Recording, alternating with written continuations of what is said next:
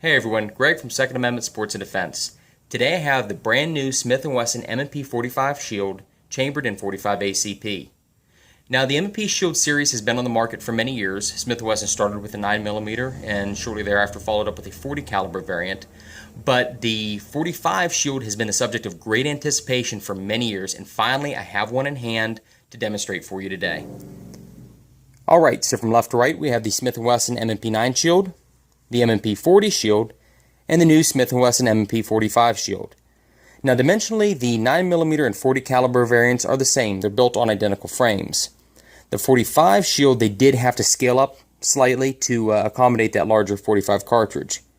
So dimensionally, this pistol is 1.05 inches in width, 6.45 inches in length, and just over 4.8 inches tall, and it weighs in at 20.5 ounces, which is about an ounce and a half heavier than the M&P9 Shield.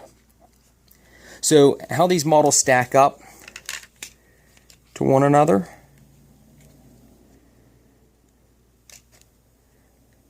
You can see the 45 is not that much bigger than the 9mm variant.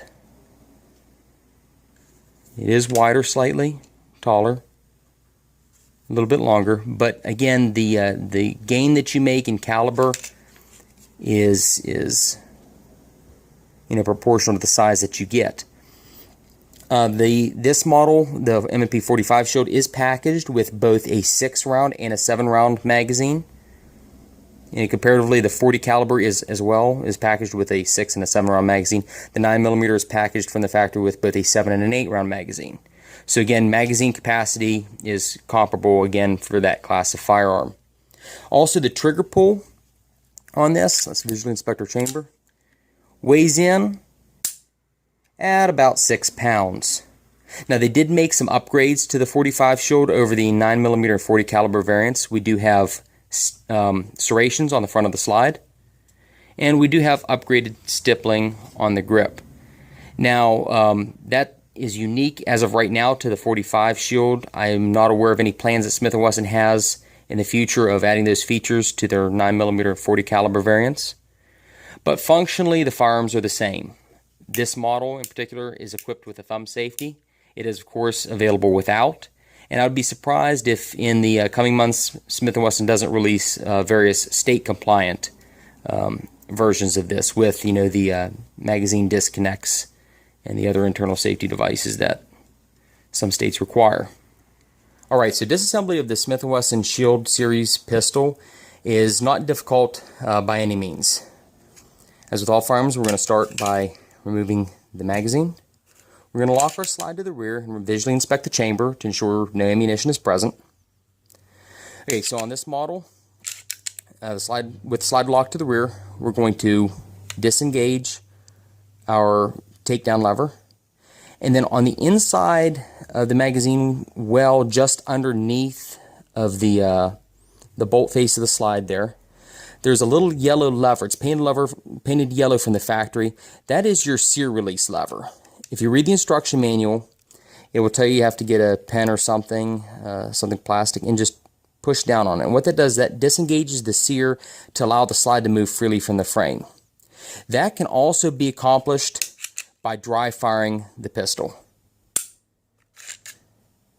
Dry firing the pistol, I promise you will not hurt it. It's just that the manufacturer didn't want to create a condition where somebody who didn't visually inspect the chamber and there happened to be ammunition, the firearm happened to be loaded, that they weren't firing it while trying to disassemble it by pulling that trigger. But you can definitely disassemble using both methods. Okay, the frame itself, nothing in it's user serviceable. We're going to clean what we can see, so definitely an aerosol solvent and lubricant will work well for that. And the slide itself, the assembly, we're going to just remove our spring and our barrel. And that's it. Beyond that, there is no user level maintenance. I mean, certainly the firearm can be taken down further than that. I may post a video in the future detailing that process, but for just periodic cleaning and maintenance, not necessary. Reassembly is just the reverse process. Insert our barrel and spring, we're going to pull our slide back, and I did manually lock the slide to the rear using the slide stop lever, and re-engage our takedown lever. And there it is. We're going to perform a functions check.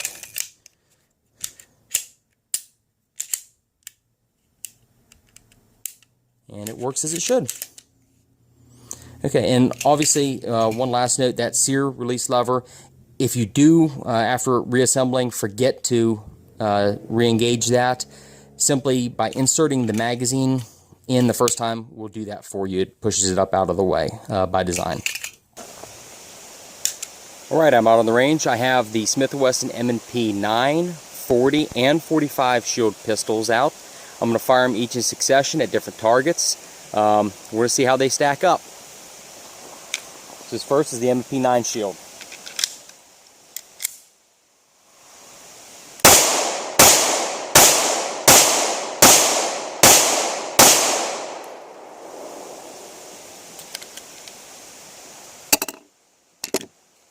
Alright, the M&P 40.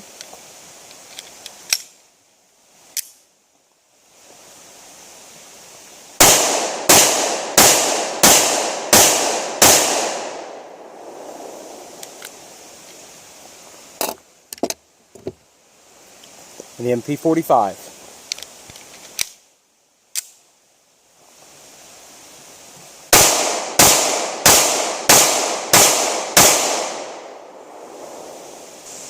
Alright, before we go look at our targets, I just wanted to recap and show you I'm using Federal RTP Range Target Practice brand ammo. 9mm was 115 grain, the 40 caliber was 165 grain, and the 45 was 230 grain, all full metal jacket.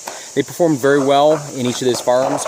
One thing that I will say, the MP45 was packaged with a 7-round magazine. For the first time in my life, and I do this for a living, I was physically unable to get 7 rounds into that magazine. I don't know if the magazine itself is defective or I didn't bring a loader with me today, but I could not physically, even pushing against the loading bench here, the shooting bench, I could not get 7 rounds in that magazine. So Smith & Wesson may be needing to reevaluate that at some point. As far as recoil goes, definitely a little bit more recoil shooting each model. It wasn't that big of a difference though. The 9mm and 40 were very similar. The 45, I picked up some extra lateral recoil to it, but again, nothing that was unreasonable or that you couldn't get used to over time with enough practice. So let's go look at our target. Alright, looking at our targets, they were shot from a distance of 21 feet or 7 yards. The top target was the 9mm, the Smith & Wesson M&P 9 Shield. The center target was a Smith & Wesson M&P 40 Shield, and the bottom target was the Smith & Wesson M&P 45 Shield. All of these, again, considering I didn't take my time in the distance from which I was shooting, I'm not at all disappointed. The 9mm might have drifted a little bit with, but again, you know, very acceptable results here. Well, I had a lot of fun today demonstrating the new Smith & Wesson M&P 45 Shield for you, and I hope you enjoyed it too. At Second Amendment Sports and Defense LLC in Morgantown, West Virginia, we are firearms experts. Please find us online at www.morgantownguns.com. Definitely click the link to our Facebook page, follow us on there, and subscribe to our YouTube channel, as I'll be posting more videos like this periodically. Thank you.